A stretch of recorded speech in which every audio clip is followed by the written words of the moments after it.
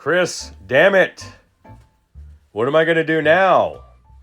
This is the last of the 4 that you sent over here to get repaired and restored, and this is the end of it. Well, with the exception of that Princeton reverb, the tank for that one's coming tomorrow, by the way. But this Vox Pathfinder was a little juicy treat. I appreciate you letting me work on it. And I hope this finds you well. Here's a little sound sample and all that stuff. Bye. Chris, your Vox Pathfinder's ready to go. Cranked up. That's my guitar single coil noise. See that? A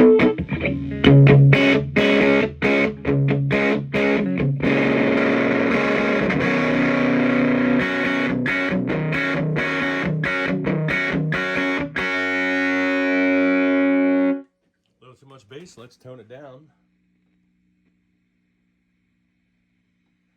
A little more treble. All right. That's more like it.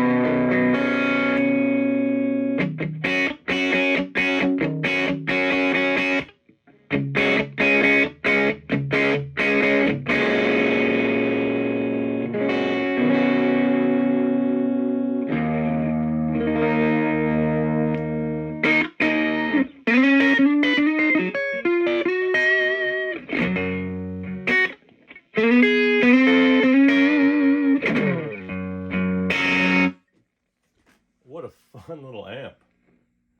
Let's bring her down to like mid-volume. Not bad for a little light magneted 8-inch Alnico speaker.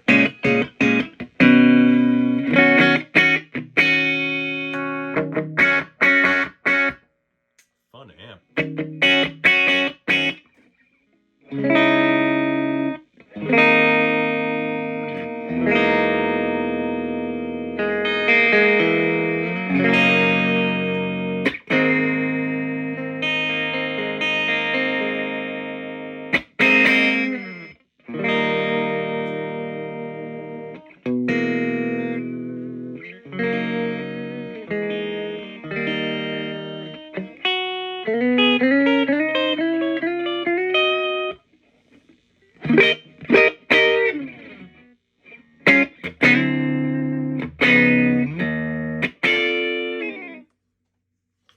Chris, it's a bittersweet moment.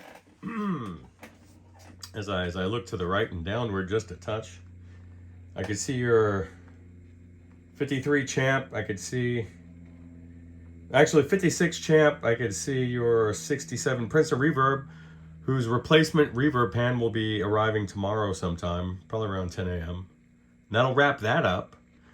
Then I can see your 52 Fender Pro.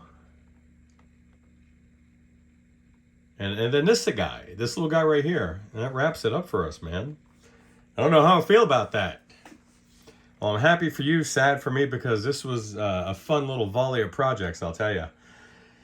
And I'm eager to get that tank inside of the Princeton so we can give her a real run for the money. But this little Vox, I don't know why I wanted to save it for last, but maybe I just figured it out. It was challenging in its own unique way, and I'm glad I worked my way up to it.